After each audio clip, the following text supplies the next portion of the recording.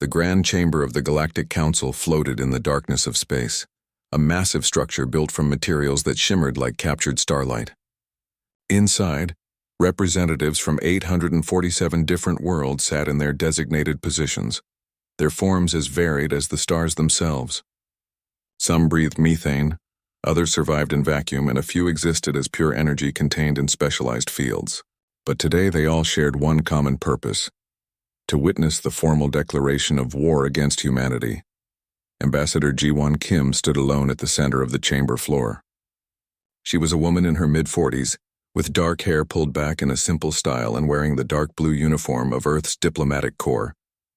Her face showed no emotion as the massive holographic display above her head cycled through images of human colonies, space stations, and settlements scattered across 200 worlds.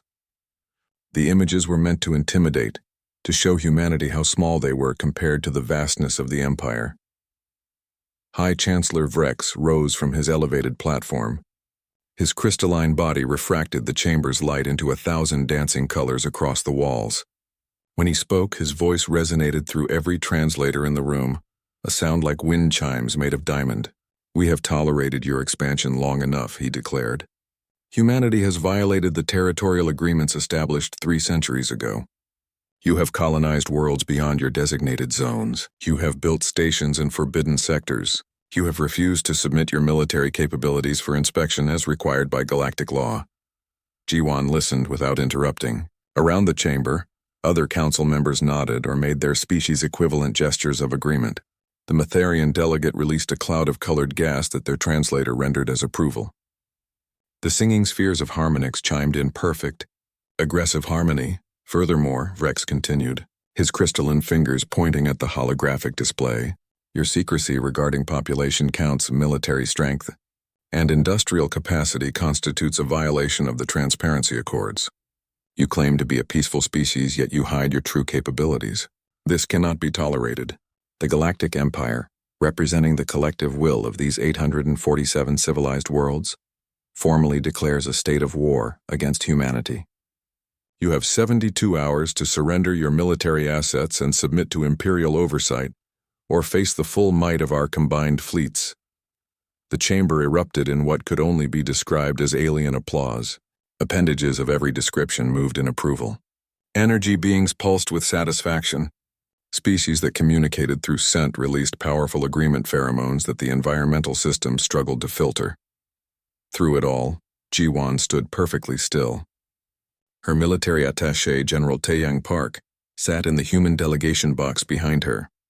He was a man in his 50s with gray hair and the bearing of someone who had seen actual combat, not just the ceremonial duties most modern officers experienced. Next to him sat Mirai Cho, a younger diplomat who had only been assigned to the council 6 months ago. Mirai's hands gripped the armrests of her chair so tightly her knuckles had gone white. When the noise finally died down, Vrex looked at Ji-won expectantly. "Well, what does humanity have to say in response to this declaration?" Ji-won reached into her jacket pocket.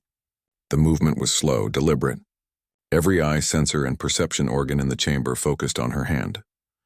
Some species tensed, perhaps expecting a weapon. Security systems throughout the station activated, ready to neutralize any threat. What Ji-won pulled out was paper.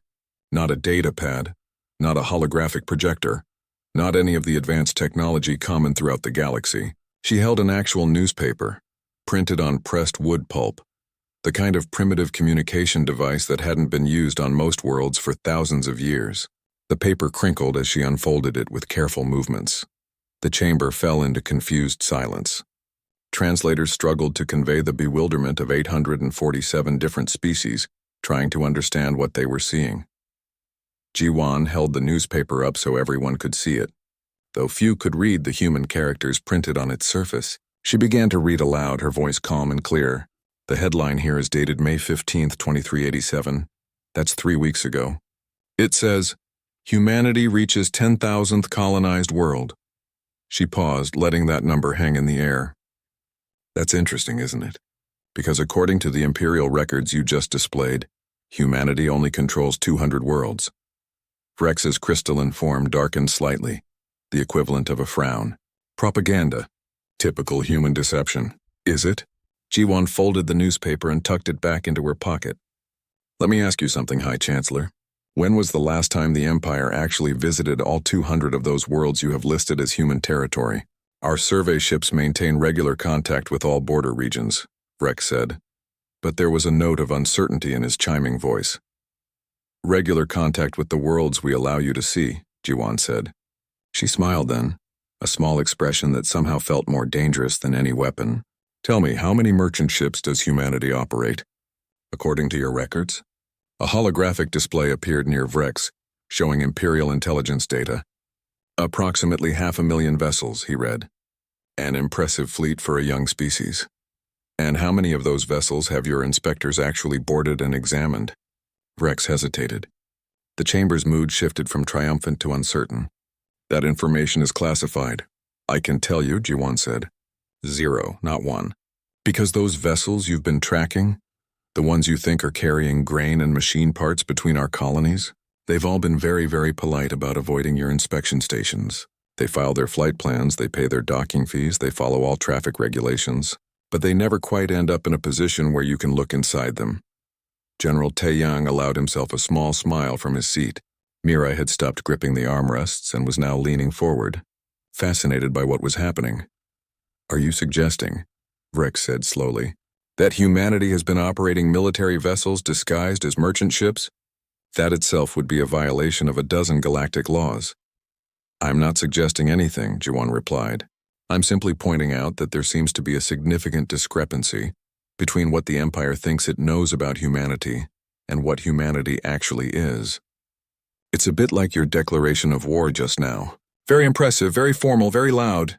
But I wonder if you've done your homework first. She walked in a slow circle, her hands clasped behind her back. The gesture reminded Taeyang of his old academy instructors, the ones who were about to reveal that a seemingly simple problem was actually far more complex than it appeared. I would like to request a 48-hour recess, Ji-won said. Before humanity provides its formal response to this declaration of war, I think it would be beneficial for both sides to review certain facts. Facts that might change the Empire's perspective on whether this war is truly in its best interests. The declaration stands, Vrex said, but his voice lacked its earlier confidence. However, a 48-hour recess is granted. Perhaps humanity wishes to use this time to prepare for surrender. Ji-won's smile widened slightly. Perhaps. Or perhaps the Empire will use this time to ask itself why a species that has supposedly been carefully monitored and catalogued for 300 years would carry newspapers to a declaration of war. She bowed politely, the human gesture of respect. I look forward to our next conversation, High Chancellor. I believe it will be very enlightening for everyone involved. She turned and walked back to the human delegation box. As she passed General Taeyang, she whispered 2 words that made the old soldier's eyes widen in recognition and approval. Protocol newspaper. Behind them, the Galactic Council chamber erupted into confused discussion. 847 species all asking the same questions. What was humanity hiding? What did that strange gesture with the paper mean? And why, when facing the combined might of the galaxy's greatest empire, had the human ambassador laughed? The Imperial War Fleet began assembling 3 hours after the declaration. Across the Empire's core systems, warships lifted from orbital docks and military stations. They were magnificent vessels built over centuries of conquest and dominance. The smallest destroyer was 2 kilometers long. The largest dreadnought stretched 5 kilometers from bow to stern, bristling with weapons that could crack planets. Admiral Hyunwoo Lee watched the assembly through the observation window of Earth's diplomatic station. He was a tall man with silver hair and calm eyes that had seen more than most people could imagine. Behind him, holographic displays showed the Imperial fleet count climbing steadily. 5,000 ships, 10,000, 20,000. The numbers kept rising. They're showing off, said Captain Doyon Shin, who stood beside the Admiral. Doyon commanded a small frigate that was currently docked at the station, ostensibly for routine maintenance. 50,000 warships, the largest fleet ever assembled in galactic history. Let them show off, Hyunwoo said quietly. Dr. Sora should be activating the protocol right about now. On the other side of known space, Dr. Sora Yoon sat in a plain office that looked like any other bureaucratic workspace. She had gray, hair cut short and practical, and she wore simple civilian clothes. Nothing about her suggested she was the head of humanity's intelligence agency. She looked at the chronometer on her desk and then pressed a single button. The signal that went out was simple, just 2 words in human standard code, protocol newspaper. To any alien intelligence agency monitoring human communications, it would mean nothing. The words appeared to be random, perhaps a glitch or a test transmission. But across human space, ships that had been pretending to be merchants for decades received the signal and understood. Station commanders who had been playing the role of peaceful colonists checked their sealed orders. Military personnel who had spent their entire careers maintaining a careful fiction finally allowed themselves to prepare for their real purpose. On the outer rim, Doyen's frigate began its transformation. The cargo bay that supposedly carried farming equipment opened, and weapon systems emerged. The hull panels that had always seemed slightly too thick for a civilian vessel split apart to reveal shield generators. The engines that had been deliberately limited to civilian speeds unlocked their true capabilities.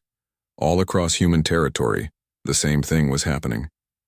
500,000 merchant ships were revealing themselves as military vessels. Asteroid mining stations were rotating to expose hidden weapons.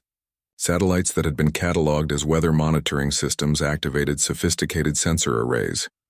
The Empire's intelligence services noticed none of this. They were too busy watching their own fleet assemble and congratulating themselves on their overwhelming show of force. In a secure conference room deep inside Earth's moon, Ambassador Jiwan sat with her senior advisors. General Taiyang was there, along with Admiral Hyunwoo, who had just arrived from the diplomatic station. Dr. Sora had joined via secure hologram. Around the table sat 24 other humans, each one responsible for some aspect of humanity's true civilization. Status report, Jiwan said simply. Hyunwoo spoke first. The Imperial fleet will complete assembly in 36 hours. They're heading for Nexus Point as predicted. They think it's one of our major colonies. It's actually just an embassy station with about 5,000 civilians. Taeyang added. The real colonies are elsewhere. Dr. Sora's hologram flickered slightly as she transmitted data. Protocol newspaper is fully active. All military assets are in position. We can maintain the civilian facade for another 24 hours if needed, but after that, the Empire sensors might start noticing discrepancies. Population status? Jiwan asked. A younger woman named Eunji Han stood up. She was a journalist who had been embedded with the military for documentation purposes. The public doesn't know yet, but all civilians have been moved to secure locations according to the emergency protocols. The Empire still thinks we have 2 trillion citizens. They don't know about the other 38 trillion. Jiwan nodded slowly. Let's review how we got here. 300 years ago, humanity made first contact with the Galactic Empire. What did we learn? Taeyang answered. We learned that the Empire had been dominant for 10,000 years. We learned that they viewed newer species as potential threats or vassals. We learned that the strong dominated the weak, and that territory was controlled through military might. And what did we decide? Jiwan asked. That we would never let them know our true strength, Dr. Sora said. That we would appear weak until we were strong enough that our weakness wouldn't matter anymore. Hyunwoo pulled up a star chart. It showed the known galaxy with territories marked in different colors. The Empire's territory was vast, covering tens of thousands of systems. Human territory was marked as a small cluster of 200 worlds on the outer rim. This is what the Empire sees, Hyunwoo said. Then he changed the display. Suddenly, tiny blue markers appeared across the entire galaxy. Thousands of them. Tens of thousands. They clustered in regions the Empire had marked as unexplored, too dangerous or economically worthless. This is reality. 73,000 worlds across 800 galaxies. We didn't expand into their territory. We expanded into places they didn't want or didn't know about. Yunji was recording everything. How did we hide entire galaxies? We didn't hide galaxies, Dr. Sora explained. We just didn't advertise where we were going. Every colony ship that left human space looked like it was heading for one of our known worlds. Once outside Imperial sensor range, they changed course. We built our civilization in the spaces between their maps. G1 stood and walked to the star chart. Population count? Give me real numbers. 40 trillion human beings, Taeyang said, spread across those 73,000 worlds. The Empire thinks we have 2 trillion, because that's the population of our 200 visible worlds. They never counted the rest because they never knew to look. Military strength? 2.3 million warships, Yunwu said. Each one built with technology we've been developing for 3 centuries, while studying every species in the Empire. We know their weapons, their shields, their tactics. They know almost nothing about ours. Industrial capacity. Dr. Sora smiled. We built shipyards inside hollow asteroids, gas giants, and artificial nebulae. The Empire's surveys never penetrated those regions. Our industrial output exceeds theirs by a factor of 4 to 1. We can build warships faster than they can count them. Ji-Wan absorbed all of this, then looked around the table. And civilian technology? Yunji answered this time. Every human colony has technology at least 50 years ahead of what the Empire uses. We've been peaceful, yes, but we've never been idle. While they were maintaining their empire, we were advancing ours. The question now, Ji-Wan said, is how we reveal this. The Empire has declared war. They've assembled their fleet. They expect us to surrender or be crushed. Instead, we're going to show them reality. But we need to do it carefully. We want to win without becoming monsters. Taeyang leaned forward. The Empire understands strength. If we show them we're stronger, they'll respect us. They'll also fear us, Dr. Sora countered. Fear leads to future conflicts. We need them to understand that we hid not because we were afraid of them, but because we were afraid of becoming them. Hyunwoo nodded. So we demonstrate our strength but also our restraint. We win the battle but offer mercy. We show them we could have destroyed them at any time but chose not to. Ji-Wan walked back to her chair. Exactly. In 48 hours, I returned to the council chamber. At that moment, the Empire needs to understand 3 things. First, they picked a fight with someone much stronger than they realized. Second, that someone has had the power to destroy them for centuries and chose not to. Third, that someone would prefer peace but is fully prepared for war. She picked up a newspaper from her desk. It was freshly printed, the ink still sharp and black. The headline read, Earth responds to war declaration. Terms offered to Empire.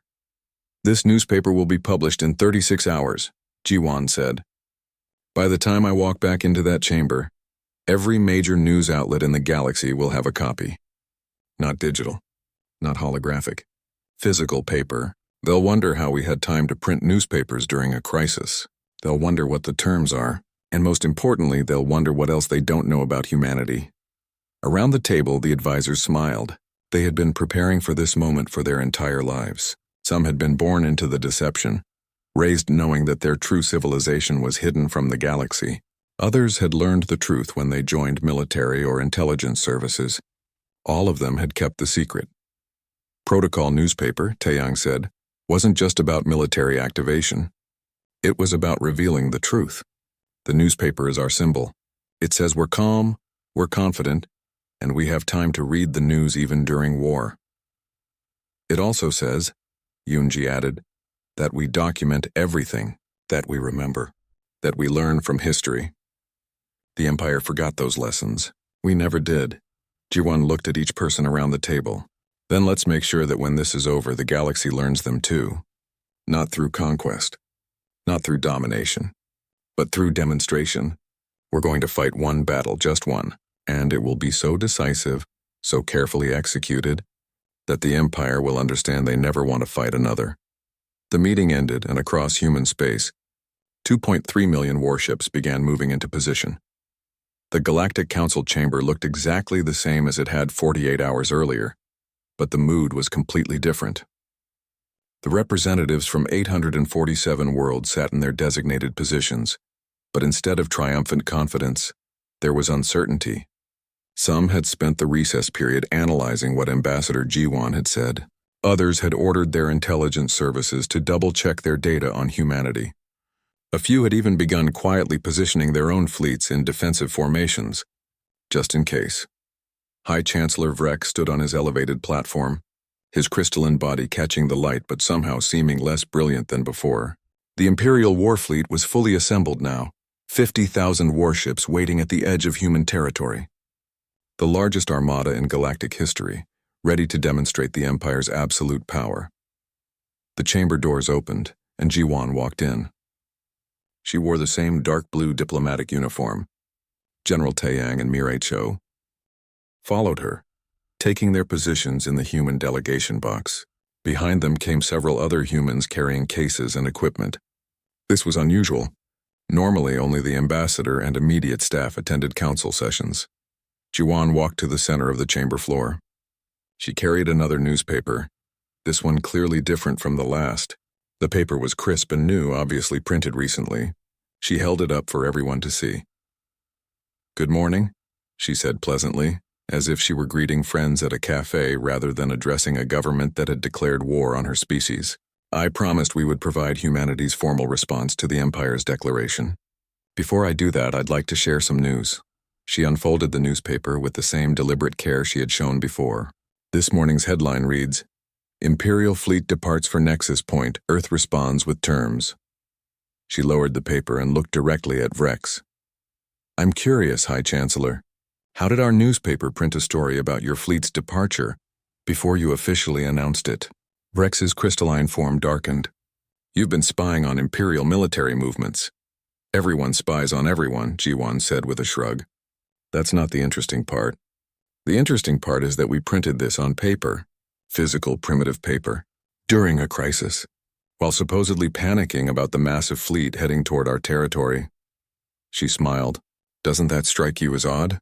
Who has time to print newspapers when they're about to be invaded?" Around the chamber, representatives began murmuring to each other. Translators struggled to keep up with the sudden flood of concerned conversation. Jiwan signaled to the humans behind her. Commander Minho Kang stepped forward, a tactical officer with sharp eyes and the bearing of someone who had spent decades analyzing military data. He activated a holographic projector and suddenly the entire chamber was filled with images. "Let's talk about what the Empire knows," Minho said. His voice was calm, professional, like a teacher explaining a simple problem. "According to Imperial records, humanity controls 200 worlds. You've sent survey ships to each of these worlds. You've documented our populations, our industrial capacity, our military presence. Everything appeared consistent with a young species slowly expanding into space. The holographic display showed those 200 worlds, each one marked with the Imperial survey data. Populations, resources, defensive capabilities. Everything neatly cataloged and analyzed. But here's something interesting," Minho continued. "Those survey ships you sent? We knew they were coming. Every single time. We knew because we've been monitoring your communications for 3 centuries. We knew your schedules, your sensor capabilities, your analysis protocols. So we showed you exactly what we wanted you to see." New images appeared in the hologram. The same 200 worlds, but now with additional data overlaid. Hidden stations. Concealed defensive systems. Fake population centers covering military installations. "Those 200 worlds aren't colonies," Jiwan said. "They're embassy stations. Places where we interact with the Empire and other species. But they're not where humanity lives." Minho changed the display again. This time it showed the entire galaxy. Thousands of blue markers appeared, spreading across regions the Empire had marked as empty or worthless. These are humanity's actual colonies. 73,000 worlds across 800 galaxies. Each one carefully positioned in areas you weren't interested in exploring. Not because we were hiding from you specifically, but because we learned very quickly that the Empire views expansion as aggression. The chamber erupted into chaos. Species shouted in their various languages, all demanding to know how this was possible. Security systems activated, scanning for signs of deception or holographic manipulation, but the data was real, and every independent sensor in the chamber confirmed it. Vrex's voice cut through the noise, amplified by his platform's systems. "This is impossible." "Our surveys covered those regions. There was nothing there." "Your surveys covered them 70 years ago," Dr. Soryun said, stepping forward. She was older than Jiwon, with gray hair and the patient expression of someone explaining something obvious to a slow student. And they were surface-level scans looking for obvious signs of civilization. "We built our colonies to be invisible to those scans. Underground cities, stations hidden in asteroid fields, settlements inside gas giants where your sensors couldn't penetrate. We didn't break any laws. We just built where you weren't looking." Jiwon pulled out another document from her jacket. "Let's talk about population. The Empire believes humanity has 2 trillion citizens. That's correct for our 200 embassy worlds. But the actual number is 40 trillion. We've been growing, Chancellor. While you've been maintaining your empire, we've been expanding ours."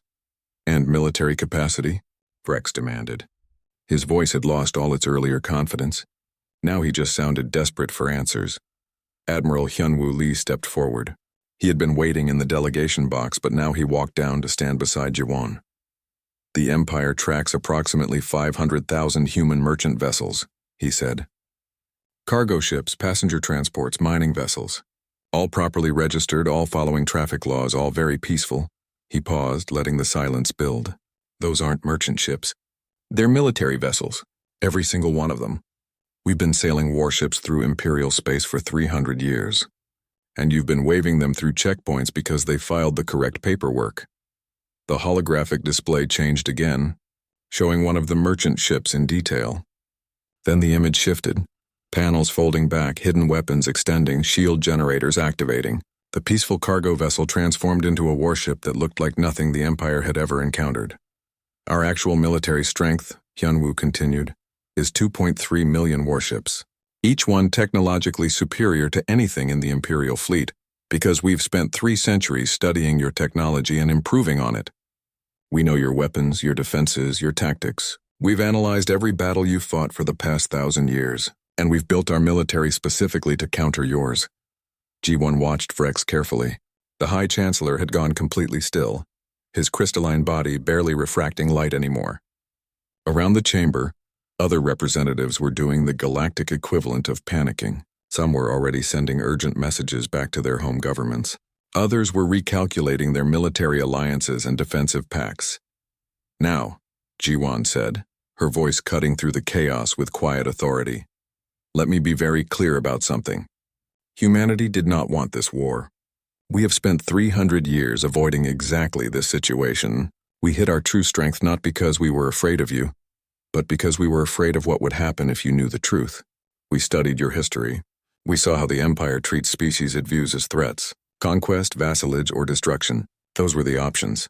She walked in a slow circle, making sure every representative could see her face. So we chose a 4th option. We chose to be underestimated. We chose to appear weak while becoming strong.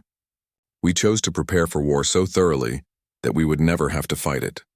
And for 300 years that strategy worked perfectly. Until you declared war, General Taeyang said from his position. Until you decided that humanity was small enough to bully, weak enough to threaten, insignificant enough to conquer. You saw our 200 worlds and thought we would be an easy victory, a way to demonstrate imperial power to the rest of the galaxy. Ji-won stopped walking and looked directly at Vrex. So now we're going to demonstrate something else. Right now your fleet of 50,000 warships is approaching Nexus Point. You think you're going to overwhelm a poorly defended human outpost. You think you'll capture it within hours and then use it as a forward base to invade the rest of our territory. She pulled out the newspaper again and read from it. This morning's edition contains our terms. They're very simple. The Imperial fleet will withdraw immediately. The Empire will recognize humanity's sovereignty over our 73,000 worlds. A new treaty will be negotiated between equals, not between conqueror and conquered. In exchange, humanity will share some of our technological advances with the Empire and establish full diplomatic and trade relations. And if we refuse? Vrex asked. His voice was barely audible. Ji-won folded the newspaper and tucked it away. Then we will demonstrate why picking a fight with an unknown variable is a very bad idea. Your fleet will reach Nexus Point in 6 hours. They'll be expecting maybe 5,000 human defenders. Instead, they're going to encounter something very different. We're going to fight exactly one battle, High Chancellor. Just one. And after that battle, you'll understand why humanity spent 3 centuries preparing. This is insanity, Vrex said, but his voice lacked conviction. You expect us to believe that a single battle will convince the entire Empire to surrender? Not surrender, Ji-won corrected. To negotiate. There's a difference. We're not trying to conquer you, Chancellor. We're trying to stop you from conquering us. And yes, one battle will be enough. Because we're not going to win through overwhelming force or brutal violence. We're going to win by showing you the difference between what you think war is and what war actually means when you fight someone prepared. She bowed politely. I suggest you watch carefully, High Chancellor, and I suggest you have your medical vessels ready, not for our casualties, for yours. Nexus Point hung in space like a small jewel, a station that looked unremarkable by galactic standards. It was home to about 5,000 humans, mostly diplomats, traders, and families who worked in civilian capacities. The station had light defensive shields and perhaps a dozen patrol craft for dealing with pirates or debris. According to Imperial intelligence, it would fall in less than an hour once the attack began. Fleet Admiral Seojun Bayek stood on the bridge of the human flagship Indomitable, watching the Imperial Armada approach through his view screens. He was a man in his late 50s with gray streaks in his dark hair and the calm demeanor of someone who had planned this moment for decades. Around him, his bridge crew worked quietly at their stations, checking weapon systems, coordinating with the fleet, ensuring every ship was exactly where it needed to be. Imperial fleet has entered the outer sensor range, reported Lieutenant Yuna Oh from the tactical station. She was young, barely 30, but she commanded one of humanity's elite fighter wings. Count confirmed at 50,000 warships. Destroyers, cruisers, dreadnoughts, everything they've got. And our status? Seojun asked calmly. All 400,000 ships are in position, Yuna replied. Cloaked and waiting. The Empire's sensors are passing right through us. Seojun allowed himself a small smile. Human cloaking technology was one of their greatest secrets. Not invisibility exactly, but a way of bending sensor readings so that ships appeared to be empty space, debris, or natural phenomena. The Empire had spent 3 centuries looking right through human warships without knowing they were there. On the other side of the system, aboard the Imperial flagship Dominion, the fleet commander was confident.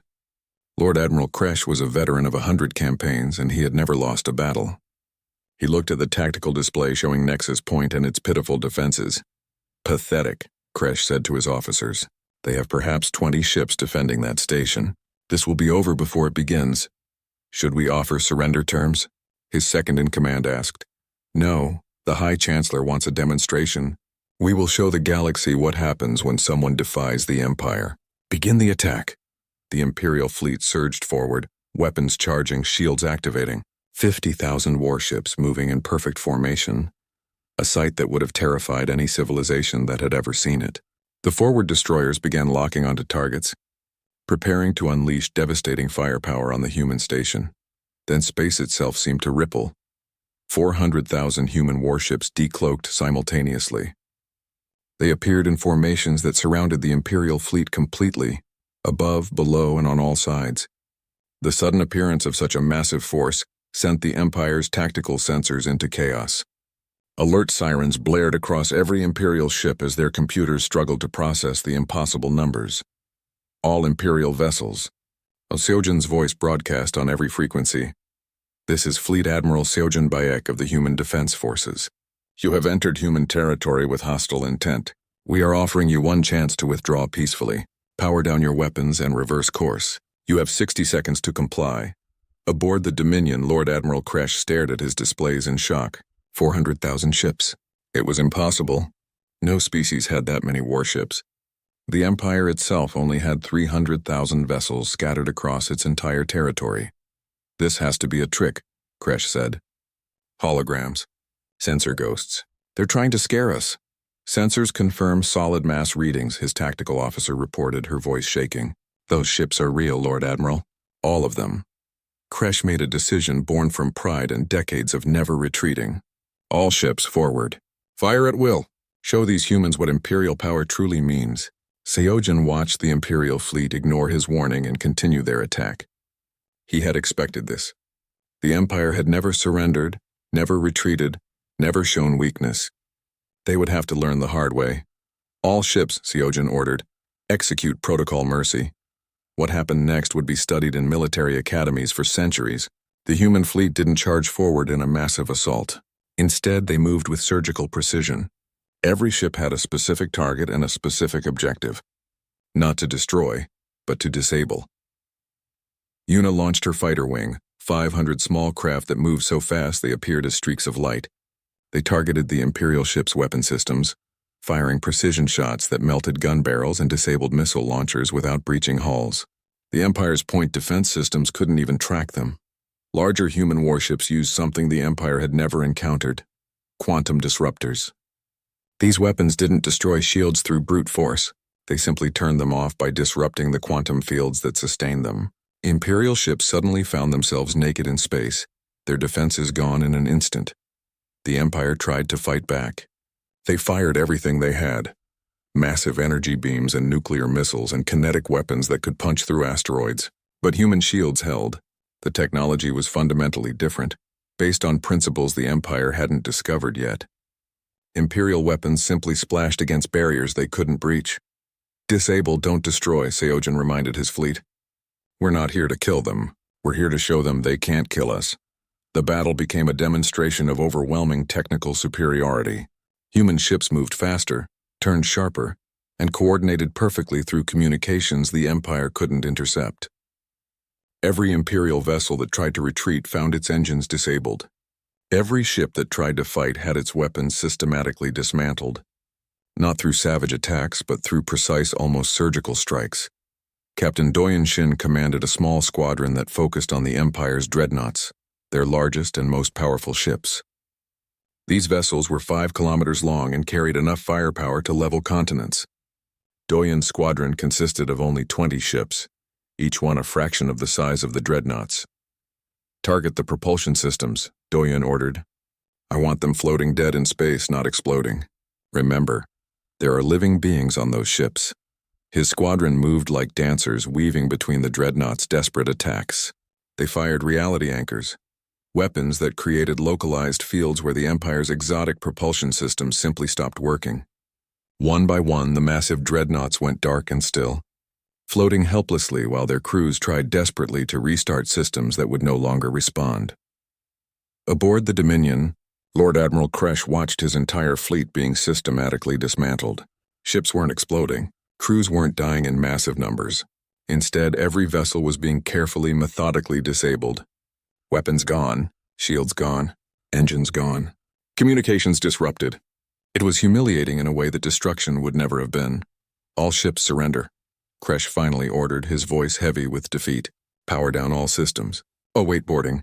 The battle had lasted 14 hours. 14 hours of the most one-sided military engagement in galactic history.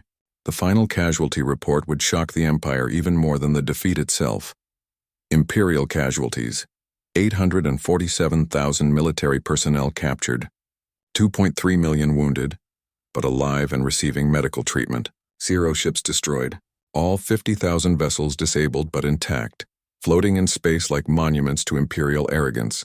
Human casualties. 127 dead. All from a single ship called the Guardian, whose captain had deliberately positioned his vessel between an Imperial cruiser and a civilian transport. The cruiser had been falling toward the transport after its engines failed. Guardian had used its shields to deflect the cruiser, saving 2,000 civilian lives. The effort had overloaded Guardian systems, killing its entire crew of 127. General Taeyang Park led the boarding parties. Instead of invasion forces, he brought medical teams. Human doctors moved through the disabled Imperial ships, treating the wounded, providing food and water, explaining that they were now prisoners but would be treated with dignity. Why? One Imperial officer asked Taeyang as medics treated his broken leg. Why didn't you just destroy us? Why show mercy? Taeyang looked at the officer with tired eyes. Because we remember what it's like to fight wars where everyone tries to destroy everyone else. Earth spent thousands of years killing each other before we reached the stars. We learned that victory through destruction isn't really victory. It's just creating future enemies. He gestured to the human medics helping Imperial wounded. We wanted you to see that we could have annihilated you. That we had that power and chose not to use it. Not because we're weak, but because we're strong enough to show restraint. Throughout the disabled fleet, similar conversations were happening. Human personnel helping their defeated enemies, explaining that the war was over, that terms would be negotiated, that the captured crews would eventually go home. Seojin broadcast a message to High Chancellor Vrex. The Battle of Nexus Point is concluded. Your fleet is intact but disabled. All personnel are alive and receiving appropriate care. We will tow these vessels to a neutral location where you can retrieve them. As Ambassador Jiwon said, we fought one battle to demonstrate our capabilities. That demonstration is complete. We await your response to our terms. On Nexus Point Station, the 5,000 civilians who had been evacuated to shelters emerged to find the battle over. The space around their home was filled with 50,000 disabled Imperial warships and 400,000 human vessels standing guard. Journalists like Yoon Ji-han worked frantically to document everything, knowing this moment would define how the galaxy saw humanity for centuries to come. The images that went across the galactic networks were unprecedented, the largest military defeat in Imperial history, but with almost no deaths. A battle won not through savagery but through superior technology and deliberate restraint. An enemy offering medical care to the people who had just tried to kill them. The Empire had declared war expecting to crush a weak opponent. Instead, they had discovered that the weak opponent was actually the strongest military power in the galaxy. And more terrifying than humanity's strength was their mercy. 1 week after the Battle of Nexus Point, the Galactic Council chamber was the fullest it had been in centuries. Every species wanted to witness what would happen next. The Empire had suffered its first defeat in 10,000 years. Humanity had revealed itself as the most powerful military force in known space, and now somehow everyone was gathering to negotiate peace. High Chancellor Vrex stood on his platform, but he looked different. His crystalline body still refracted light, but the colors seemed muted, subdued. The arrogance that had defined him was gone, replaced by something that might have been wisdom or might have been exhaustion. Ambassador Jiwan walked into the chamber with her usual calm confidence.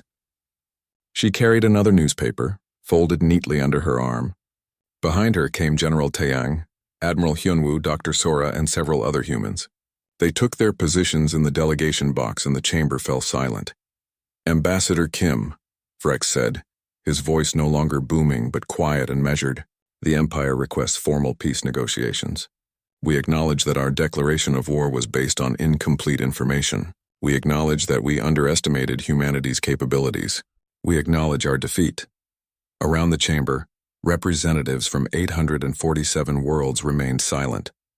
Many had spent the past week watching footage of the battle, analyzing human technology, recalculating their own military strategies.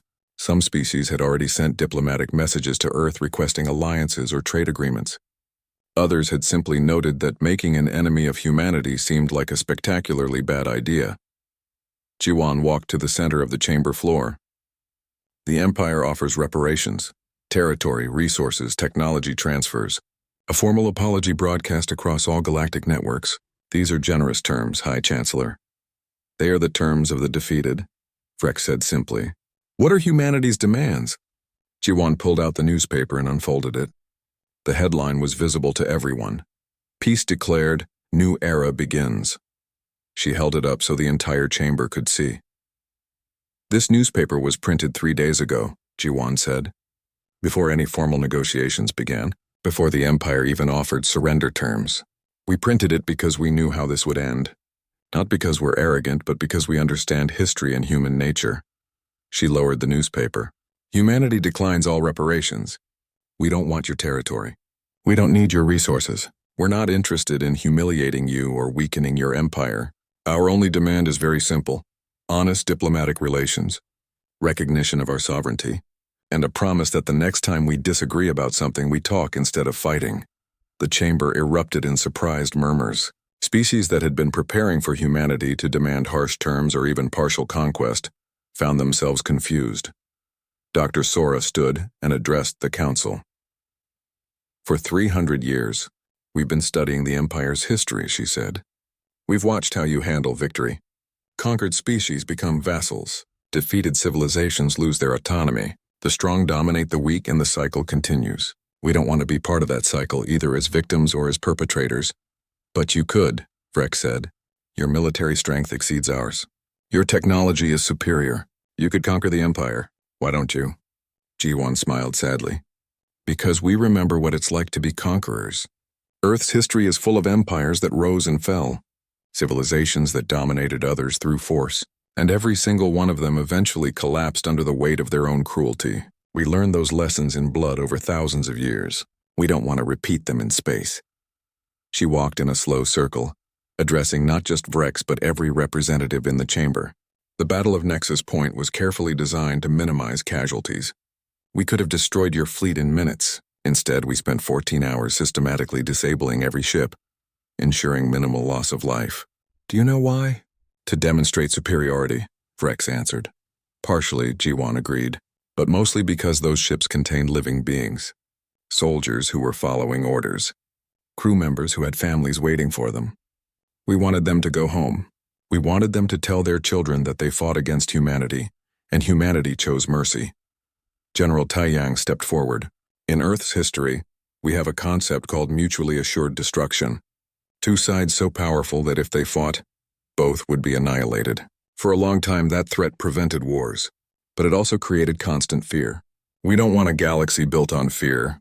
We want a galaxy built on mutual respect. Admiral Hyunwoo added, "Your 847,000 captured personnel have been returned to Imperial space. All of them.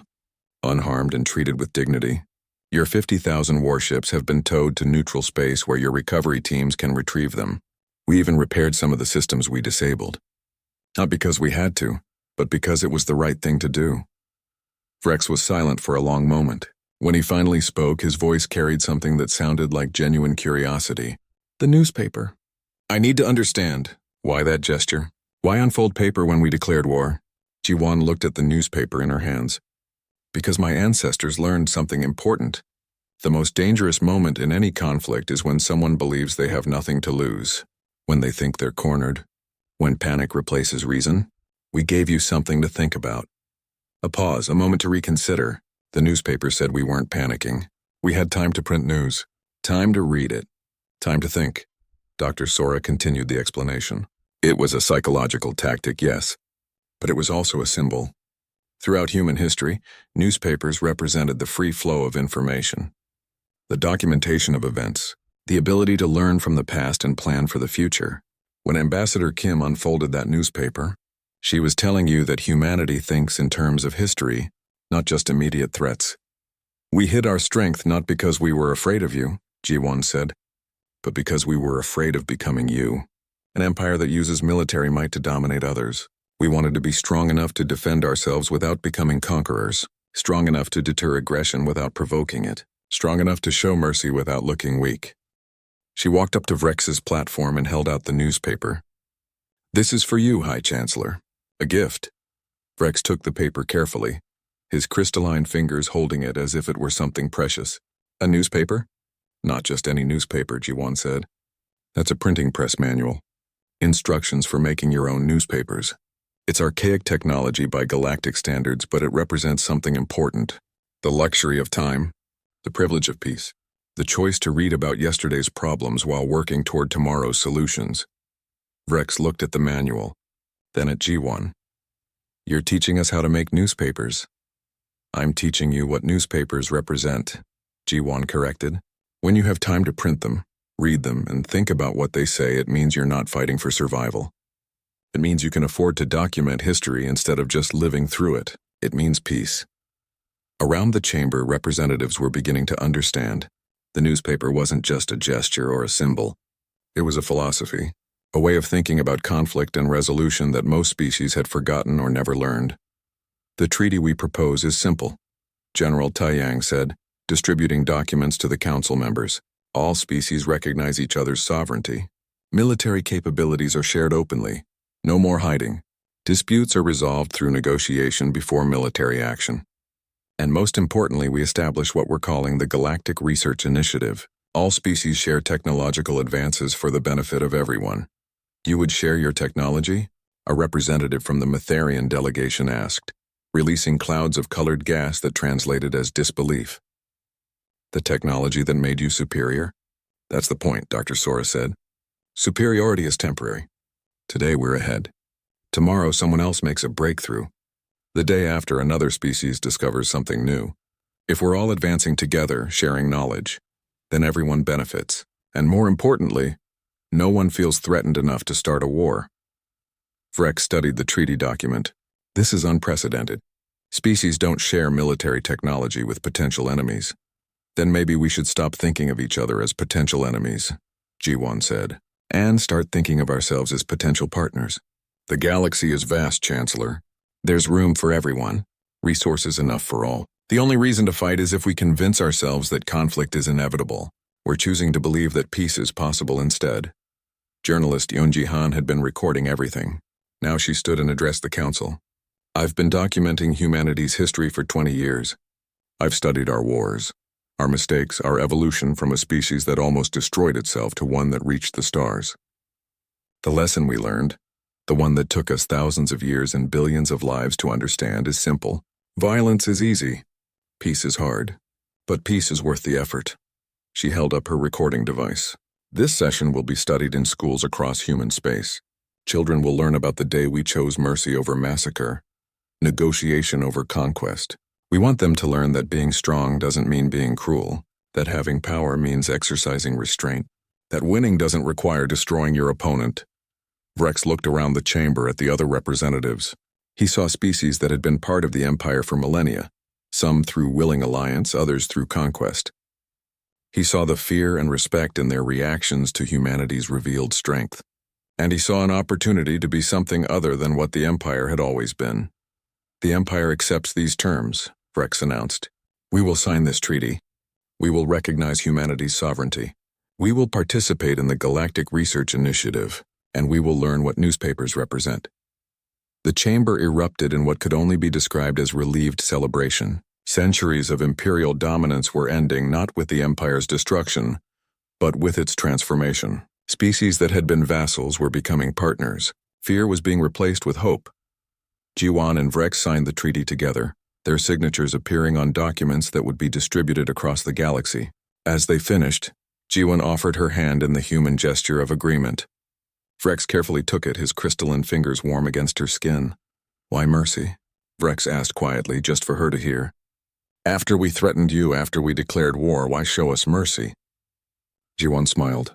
Because 300 years ago, when we first met your empire, we were afraid. Afraid you would see us as a threat and destroy us. So we hid, and we prepared, and we hoped we would never have to reveal ourselves. When you declared war, we had a choice. We could destroy you and prove we were the threat you feared. Or we could demonstrate our strength, show mercy, and prove we were something different. We chose to be different. She picked up one of the newspapers from a nearby table. And because someday I wanted to sit in a cafe on Earth and read about how the galaxy chose peace. I wanted that headline. I wanted that story. And I was willing to fight one battle to make it possible. 6 months later, G1 sat in exactly that cafe, in a small city on Earth's surface. She held a newspaper with the headline she had imagined. Galactic Peace Treaty Implementation Successful. New Era of Cooperation Begins. Around her, people went about their lives unaware that the woman reading the paper had helped reshape galactic politics. Her phone buzzed. A message from Vrex. We printed our first newspaper today. The headline reads, Empire Learns New Lessons. Gratitude to Humanity. I am beginning to understand what newspapers represent. Thank you. Jiwan smiled and typed her response. You're welcome, Chancellor. Now comes the hard part. Maintaining peace is more difficult than winning war, but I believe you're up to the challenge. She finished her coffee, folded her newspaper, and walked out into the sunshine.